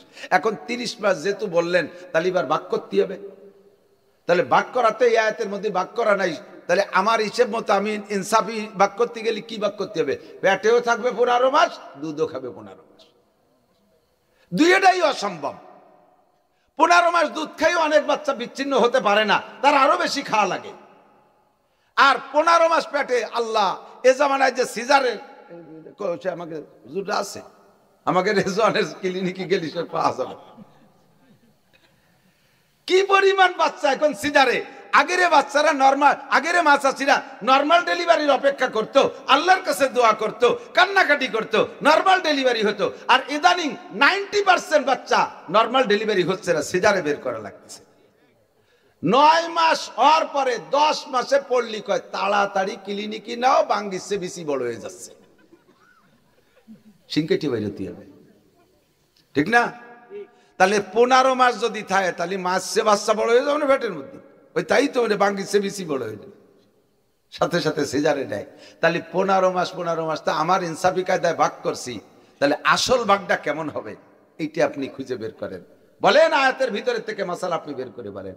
আল্লাহু আকবার। ইমামে আবু হানিফা, খেয়াল করেন, ইমামে আবু হানিফা রাহমাতুল্লাহ আলাইহি বললেন কয় কি দুটের জন্য ভাগ একটারে আগে বের করে ফেলি কোরআন শরীফের দলিল দিয়ে, তারপরে আরেকটা যেটুক তাকে থাকবে। কয় বাচ্চারে দুধের থেকে বিচ্ছিন্ন করা, দুধ খাওয়ানোর টাইম আল্লাহ অন্য আয়াতের মধ্যে বলছে ওয়াল ওয়ালিদাতু ইউরদিনা আওলাদাহুন্না হাওলাইনি কামিলাইনি লিমান আরাদা আইয়ুতিম্মার রাদা। যদি কোনো মা তার বাচ্চাকে পূর্ণ দুধ পান করাইতে চায় তাহলে 2 বছর পান করাবে, হাওলাইনি কামিলাইনি 2 বছর। 2 বছরে চলে গেল কয় মাস? 24 মাস দুধের ভিতরে নিয়ে গেলেন, আর থাকলো পেটে থাকার টাইম কয় মাস? 6 মাস। কেন বললেন? কয় 6 মাসে একটা বাচ্চা মায়ের পেটে পূর্ণ হতে পারে। যদি কোনো মহিলা বিবাহের পরে, জাস্ট বিবাহ যেদিন হয়েছে সেদিনের পরে যদি 6 মাস পরে একটা বাচ্চা ডেলিভারি দেয়, ওই মহিলার উপরে কোনো প্রকার অপবাদ দিতে পারবে না। আল্লাহর কোরআনে টাইম বলে দিয়েছে 6 মাসে বাচ্চা পূর্ণ হতে পারে। কিন্তু আমাদের সমাজে কি, কোনো মহিলা বিয়ের পরে যদি 6 মাস পরে এসে শ্বশুর বাড়ি এসে একটা বাচ্চা দেয়, তাহলে মানুষ কি কয়? বুড়ি বুড়ি যারা আছে তারা কয় ওই তো আমি প্রথম দিনই টের পাইছি, আর খালি হাতে আসিনি, এবারতে কিছু নিয়েছি। এই বুড়িরে 80 জুতো মারতে হবে, সামানিরা ডালদা না দেখে ঠুয়ো মিথ্যে অপবাদ দেছো। আল্লাহর কোরআনে কইলে 6 মাসে বাচ্চা পূর্ণ হতে পারে। খলিফাতুল মুসলিমিন হযরত ওমর যখন প্রেসিডেন্ট, উনার ইজলাসে বসা, রাজ ইজলাসে বসা, ইতিমধ্যে একটা মহিলা আইছে দৌড়াইতে দৌড়াইতে, সারা গায়ে রক্ত, নিচের টুক রক্ত হলো, বাচ্চা ডেলিভারি দিছে, এর কারণে রক্তাক্ত হয়ে গেছে। আর গায়ের উপরে রক্ত, সে রক্ত মাখাইছে, আর তার স্বামী তারে পিটাইয়া রক্তাক্ত করে ফেলেছে ওই আতুর ঘরে। মায়ের খাইয়া মহিলা জানের ভয়ে বাচ্চার তাগিদে ওখান থেকে ওই অবস্থায় দৌড়তি দৌড়তি ওমর রাদিয়াল্লাহু আনহু ওখানে চলে আসছে। স্বামীও পিছনে পাথর আর লাঠি নিয়ে দাওয়াতে দাওয়াতেছে, বিশাল এক জুয়ার আইসে হযরত ওমরকে বলতেছে, খলিফাতুল মুসলিমিন হাজি জাওজাতি ওয়া হিয়া জানিয়া ওয়া হিয়া ফাইলা, এইটা আমার স্ত্রী, ও ব্যভিচারিণী, ও জিনাখোর। কিভাবে? ওরে আমি বিয়ে করার পরে আর হাতে গুনে আজকে 6 মাস হয়েছে, একটু আগে একটা বাচ্চা ডেলিভারি দিয়েছে। বলেন 6 মাসে বাচ্চা হতে পারে? ও বাপের বাড়ি থেকে আকাম করে বাচ্চা নিয়ে এসছে। ওরে এখনই শরীয়তের বিচার করেন। হযরত ওমর মিজাজি মানুষ, উনি এগুলো পছন্দ করেন না, সাথে সাথে কয় এই মহিলা এখন মারা হবে না, ওর বাচ্চা দুধ থেকে ছাড়ানোর পরে ও মহিলাকে পাথর মেরে শেষ করে দিও। হযরত ওমরও নগতে নগতে ফতোয়া দিয়ে দিয়েছে। হযরত আলী পাশে বসা, আলী বলতেছে ইয়া খলিফাতুল মুসলিমিন লা তুফতি হাকাযা, এরকম ঘন ফতোয়া দিয়েন না। কেন? কোরআন শরীফে আছে হামলুহু আফিসালু সালাসুনা শাহরা, আল্লাহ বলেছেন গর্ভ ধারণ করা আর বাচ্চাকে দুধ থেকে বিচ্ছিন্ন করা দুইটা মিলে 30 মাস। আর দুধের টাইম বলছে বল ওয়ালিদাতু ইউরদিনা আওলাদাহুন্না হাওলাইনে কামিলাইনে লিমান আরাদা ইউতিমা রাদা, পূর্ণ দুধ খাইতে হলে 2 বছর খাবে। তাহলে দুধের জন্য 2 বছর 24 মাস চলে গেলে পেটে থাকার টাইম আল্লাহই বলেছেন 6 মাস। ওই মহিলা 6 মাসে বাচ্চা দিচ্ছে, তার বাচ্চা হালাল, আপনি তারে পাথর মারার হুকুম দিলেন কেন? হযরত ওমর জায়গায় বসে বলে ফেলছে লাউলা আলিউল্লাহ হালাকা ওমর, আজকে যদি আলী আমার পাশে না থাকতো তাহলে আমার জীবন শেষ হয়ে যেত। এই মহিলা নিরপরাধী মেয়েকে পাথর মেরে মেরে দিলে আমি কিয়ামতে মানুষ হত্যার দায়ে জাহান্নামী হতাম। এই যে যে গভীর ডুব দিয়ে মাসালা বের করা, এটা তুমি কিভাবে পারবা? তুমি বাংলা বই পুস্তক পড়ে এর ভিতরে ডুবাবা কিভাবে? কোনোদিনও পারবা না। এরকম বহুত নামাজের 13টা ফরজ, কয়টা ফরজ? 13টা ফরজ কোরআন শরীফ থেকে প্রমাণ হয়েছে। বের করেন তো 13 ফরজ কোন জায়গাতে কোনটাতে পারবে? কখনো খুঁজে বের করতে পারবে না। উলামায়ে কিরামকে আল্লাহ তাআলা ইলম দিয়েছে, তারা এই নিয়ে গবেষণা করে, তারা কোরআন হাদিসের ভিতরে থেকে মাসালাগুলো বের করে প্লেটে করে আপনাকে দেয়। ইমামে শাফি বললেন প্রত্যেকটার জন্য 30 মাস। এই জায়গাটা বুঝিয়ে আসতে হবে না যে বাচ্চা পেটেও থাকবে 30 মাস, দুধও খাবে 30 মাস।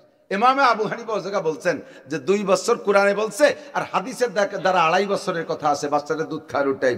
এই জন্য 2.5 বছর অতিরিক্ত, বাকি 2 বছর কোরআনের হুকুম। আর বন্ধ করতে ঠেকাতে ঠেকাতে যদি 6 মাস গোষ্ঠী করতে চলে যায় তাহলে 2.5 বছরের উপরে খাওয়ানো যাবে না।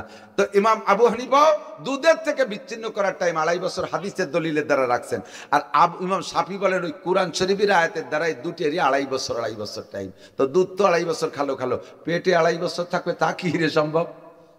তো ইমাম শাফি বলে আরে আর এদিক ওদিক যা লাগবে না, আমি নিজেই মার পেটে ছিলাম 2.5 বছর। উনারই জন্ম হয়েছে 2.5 বছরের মাথায়। যার কারণে আমাদের হানাফিয়ালারা একটা প্রবাদ বলে, এটি ইয়ারকির প্রবাদ, বড়দের উপরে দাগ লাগানোর জন্য বলছি না। ইমাম আবু হানিফা রহমাতুল্লাহ আলাইহির ইন্তেকাল যেদিন হইছে, ইমাম শাফি রহমাতুল্লাহ আলাইহির জন্ম সেদিন হইছে। বুঝেন নাই কথা? ইমামে শাফি যেদিন জন্ম নিয়েছে, ইমামে আবু হানিফা সেদিন ইন্তেকাল করছেন।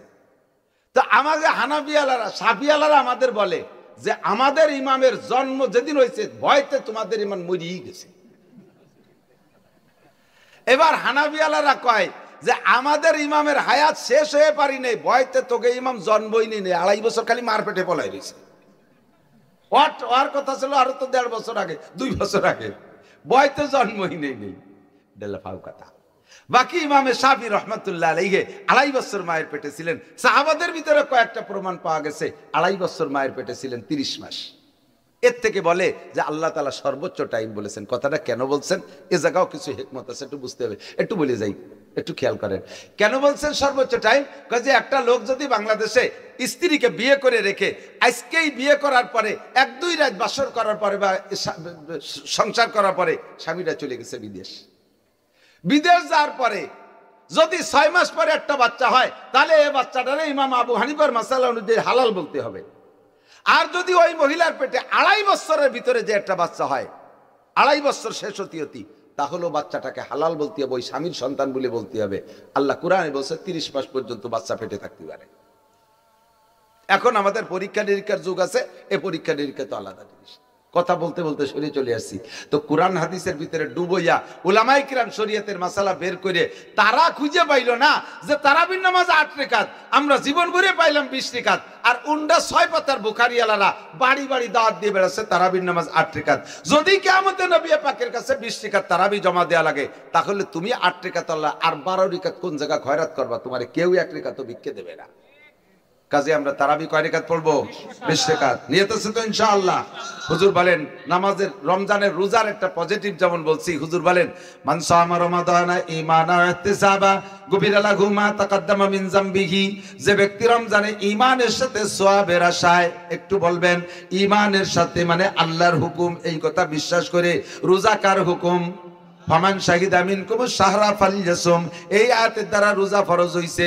আর এর আগে যে আয়াত বলা হইছে ইয়া আইয়ুহাল্লাযীনা আমানু কুতিবা আলাইকুমুস সিয়াম হে ঈমানদাররা, তোমাদের পর রোজা ফরজ করা হয়েছে কামা কুতিবা আলাল্লাযীনা মিন ক্বাবলিকুম, যেমন রোজা ফরজ করা হয়েছিল তোমাদের পূর্বপুরুষদের উপরে। এটা হলো আল্লাহ একটা সংবাদ দিচ্ছেন, এই আয়াতের দ্বারা রোজা ফরজ হয় নাই, এটা জুমলাই খবরিয়া। কিন্তু কোরআনের হুকুম যেটা, ওইটার দ্বারা ফরজ হয়। আল্লাহ কয় ফামান শাহিদা মিনকুমুশ শাহরা ফালইয়াসুম, যারা রমজান মাস পাইবা সাবালেগ নারী আর পুরুষ সকলে রোজা রাখবাই ফরজ। রোজা তোমাদের উপরে ফরজ করা হয়েছে, অবশ্যই রোজা রাখবা। এই রমজানের রোজা যদি কোনো ব্যক্তি রাখো, নবী পাক বলেন ওই ব্যক্তির জীবনের পিছনে সমস্ত গুনাহ আল্লাহ ক্ষমা কইরা দেয়। ফাঁকে একটা কথা বলে যাই, কোন ইবাদত করার ব্যাপারে আল্লাহ তাআলা রেফারেন্স দেয় নাই। তোমরা নামাজ পড়ো যেমন আগের মানুষরা পড়তো, কোন জায়গা নাই। কুরআন শরীফে হাদিসে কোন জায়গায় কথা নাই যে আল্লাহ বলেছেন তোমাদের পর নামাজ ফরজ করা হয়েছে যেমন ফরজ করা হয়েছিল আগের মানুষদের। উলামা ইকরাম তুলাবে আজম খেয়াল করবেন, আপনারা আরো সুন্দর করে বলবেন, আমি অতটা ভালো করে বলতে পারছি না। কোন হাদিসে কোরআনে নাই তোমাদের উপরে হজ ফরজ করা হয়েছে যেমন আগের মানুষের উপরে হজ ফরজ করা হয়েছিল, এরকম নাই। তৌফিক হয়েছে তো হজ করো, ডাইরেক্ট হুকুম। তোমাদের উপরে যাকাত ফরজ করা হয়েছে যেমন আগের মানুষের উপরে যাকাত ফরজ করা হয়েছিল, এভাবে বলা হয়নি। যাকাত দাও, আকিমুস সালাত ওয়া আতুজ যাকাত, যাকাত দিয়ে দাও। কিন্তু রোজার খাতিরে ইনশাআল্লাহ বললেন তোমাদের উপরে রোজা ফরজ করা হয়েছে যেমন রোজা ফরজ করা হয়েছিল আগের মানুষের উপরে। এই কথাটা কেন বললেন, রেফারেন্স কেন দিলেন? কয় যে অন্য যে ইবাদতগুলো আছে এই ইবাদতগুলো নরমাল চিকিৎসা। ডাক্তারের কাছে যাবেন, ডাক্তারের কাছে গেলে যদি আপনার সিরাপ দেয়, মিষ্টি সিরাপ, তাহলে কি আপনারে ওয়াশ করা লাগে? খান, এই মিষ্টি সিরাপ খান। আরো কত মানুষ খাচ্ছে, খান। ওই রোজরম খাচ্ছে, আপনি এরকম খান, এ কোয়া লাগে? শুধু বলে দিয়েছে সিরাপ, সকালে 2 মুঠি, দুপুরে 2 মুঠি, রাত্রি 2 মুঠি। সকালে যাইয়ে মিঠে পাইয়ে 8 গিলাস খেয়ে বেলাই দিছে, আধা বোতল মেরে দিছে একটা। এই জায়গা আরো ওয়াশ করা লাগে না যে আরো কত মানুষ খাচ্ছে, তুমিও খাও। ছোট ছোট বড়ি দিছে, এ বড়ি দিয়া এও কোয়া লাগে না যে খান, পানি দিয়ে গিলিয়ে খেয়ে বেলাবে। কত মানুষ খাচ্ছে, কের গলায় বাড়তেছে না, আপনি খান, এও কোয়া লাগে না। ও বড়ি ধরি অনেকে তো বিনি বানিতেও খেয়ে বেলাই দেয়। আমার আব্বা শেষকালে ওষুধ খেত, পানি বুনি সারা 2-3-4 ডিগ্রি খেয়ে বেলাই দেয়। কিন্তু ইনজেকশন দিতে গেলে যাকে ইনজেকশন নেওয়ার অভ্যাস নাই, এই কি পাগলামি করে, না ইনজেকশন না, কোনোদিন আমি বিপ্লবের কামড়ে সহ্য দিই না, আমি ইনজেকশন নেবো না, এই পাগলামি করে। তখন কয় যে ওই দেখো যে 5-6 জন ইনজেকশন নিয়ে বসে রয়েছে, শুনিয়ে দেখবে তা পাইছে নাকি। আরো যদি অপারেশন আসে, পেট কাটা অপারেশন আছে, তখন যারা অপারেশনে ভয় পায় বলেন রাজি হতে চায়, মরিয়ে যাবো তবু অপারেশন হবো না, তখন আপনাকে রেফারেন্স দেওয়া লাগে এডুকেশন। অপারেশন রোগী দেখে দেন, এক লাইনে 30 জন শোয়া রয়েছে, শুনিয়ে দেন এই কজনের ওই একই অপারেশন, অ্যাপেন্ডিসাইটিস, শুনিয়ে দেন কষ্ট হয়েছে নাকি, যে কয় কিরম ট্যাক্স হলো, কয় কোন যে কাটলো তাই তো টের পেলাম না, শেষে কয় তয় দেন শোয়াইয়ে। অপারেশন ভয়াবহ চিকিৎসা, এই জন্য রেফারেন্স দেওয়া লাগে। ট্যাবলেট আর সিরাপ ভয়াবহ চিকিৎসা না, এ জায়গায় রেফারেন্স লাগে না। নামাজ, হজ, যাকাত এগুলো কঠিন না, এগুলো নরমাল চিকিৎসা, যার কারণে রেফারেন্স দেওয়া লাগে নাই। রোজা রাখতে গেলে সেই শেষ রাত্রির শেষ রাত্রি আর কোন সন্ধ্যের সময় এমন ভাবে টাইরিয়ে কইছে মনে যে 1 মাস পরে খাতি দেবে। ভয়তে কত আলিয়ার আমার দ্বারা হলো না। আল্লাহ কে কামা কুতিবা আলাল্লাযিনা মিন, আরে পাগল, ওরম রোজা আগের বিটারও রাখছে, তারা তো মরি নেই। এই রেফারেন্স দিচ্ছে সেই জন্য, কামা কুতিবা আলাল্লাযিনা মিন ক্বাবলিকুম, আমি তোমাদের পর কষ্ট চাপাই দেইনি। শরীয়তের কোন বিধান তোমার শক্তির বাহিরে না, রেখে দেখো। একদিন প্রথম দিন একটু কষ্ট হবে, কষ্ট যদি নাই হবে তাহলে আল্লাহর হাতের খাবার খাওয়া কি এরিয়া। যে বিবাদতে পরিশ্রম বেশি তার প্রতিদানও এরকম বেশি। তুমি রোজা রাখো, তোমার জীবনের সব গুনাহ মাফ। সেই 3 নম্বর ফিল্টার মনে আছে, পাথরের ফিল্টার, পাথরের ফিল্টার। এখন বলবেন যে 2 রমজানের রোজা রাখলে যদি মাঝখানে 11 মাসের গুনাহ মাফ হয়ে যায়, তাহলে নামাজ আর শুক্রবারই জুবুর নামাজ লাগতেছে না। কয় না, পানি পূর্ণ ফিল্টার হওয়ার জন্য 3.5 ডে লাগবে। আগে বালিতে খানিক সাফ হবে, 2 নম্বরে কয়লাতে খানিক সাফ হবে, 3 নম্বরে পাথরে সাফ করবে। খালি 1 হাঁড়িতে পুরো ফিল্টার হয় না। সেম তোমার 5 ওয়াক্ত নামাজ, 2 জুমা আর লাস্টে রমজান মাসের রোজা রাখার পরে তোমার আমল নামা কেমন হয়ে যাবে? পুরুষরা ঈদুল ফিতরে ঈদের নামাজ পড়তে যাবা, কায়ামিন ওয়ালাদাতু উম্মুহু, তুমি ঈদগাহ থেকে ফিরে আসবা কেমন যেন তোমার মা তোমাকে আজকে ডেলিভারি করেছে, নবজাতক বাচ্চা। তোমার আমল নামায় একটা গুনাহও থাকে না অবশিষ্ট। বলবেন না সুবহানাল্লাহ? একটা গুনাহ। আরে ভাই, বস্তা ভরে নেকি দিলি খুশিয়াতের মনে হয়, গুনাহ মাপের কথা বাড়িটা খুশিয়াতি পারলেন না। আমি মনে করি নেকি দেওয়ার চাইতে গুনাহ মাফ করে দিয়ে বড় পুরস্কার। কতক্ষণ নেকি দেওয়ার চাইতে গুনাহ মাফ করে দেয়া। আপনারা 10 কোটি টাকা দেবে ডক্টর ইউনূস, এই ঘোষণা দিয়েছে পুরস্কার। আপনি সমন্বয়ের আন্দোলনের সময় বাড়ি লাফালাফি হচ্ছেন, 10 কোটি টাকা পুরস্কার দেবে। কিন্তু আপনি এর আগে আবার আমলিগির পক্ষ নিয়ে মেলা উল্টোপাল্টা করছিলেন, সেই একটা মামলা রয়ে গেছে, সেই মামলায় আপনারে ফাঁসি দেবে ওই দিন বিকেল বেলা। সকালে দেবে 10 কোটি টাকার, বিকেলে দেবে ফাঁসি। আপনি কোনটা নেবেন? বলে আমারে ফাঁসির থেকে ছাড়িয়ে দেন, টাহাটুও চাই না, আমার বাড়ি যা আছে তাও দিয়ে দেবো, বাইসে থাকলে ওরকম 10 কোটি টাকা মেলা কামাই করতে পারবো, আমি এই 10 কোটি টাকা নেব না, আমারে জানে বাঁচান, ঠিক না? আপনারা বস্তা ভরে নেকি দেবে ঠিক, কিন্তু যদি গুনাহ মাফ না হয় তাহলে গুনার কারণে তো পুড়িয়ে আসতে হবে। এই জন্য আল্লাহ পাক গুনাহ মাফের ব্যবস্থাটা আগে রাখছে। নারী আর পুরুষ রমজান মাসে যদি রোজা রাখেন আর এইভাবে 3 প্রকার ইবাদত করেন, গফিরা লাহু মা তাকাদ্দামা মিন যামবিহি, আগের জীবনের সমস্ত গুনাহ আল্লাহ মাফ করে দেবে। নেকি কিছু দিক আর না দিক, আমার গুনাহগুলো মাফ করে দিক তো। বেচতে যাই না যাই, দোজকে না যাই, বেচতে পাই না পাই, দোজকে না যাই, এইটা হবে আমার প্রতিজ্ঞা, ঠিক কি ঠিক না?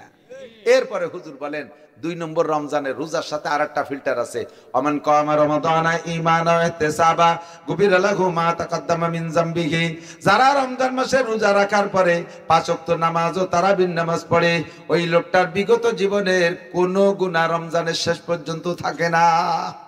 এটা হলো আপনার পজিটিভ। এবার আসেন নেগেটিভ। হাদিস আছে, নবী পাক বলেন কাম মিন সাইমিন লাইসা লাহু মিন সিয়ামিহি ইল্লা দামা, হাজার হাজার রোজাদার, লক্ষ লক্ষ রোজাদার আছে যাদের রোজায় শুধু পিপাসার কষ্ট আর ক্ষুধার কষ্ট ছাড়া কোনো লাভ নাই, একটা নেকিও পাবে না, একটা গুনাহ তার আমলনামা থেকে মাফ হবে না, অথচ সে লোকটা রোজাদার। সাহাবায়ে কেরাম বললেন মানহুম ইয়া রাসূলুল্লাহ, হুজুর তারা কারা, তাদের দোষ কি? হুজুর বললেন ইয়াসুমুনা ওয়া লা ইউসাল্লুন,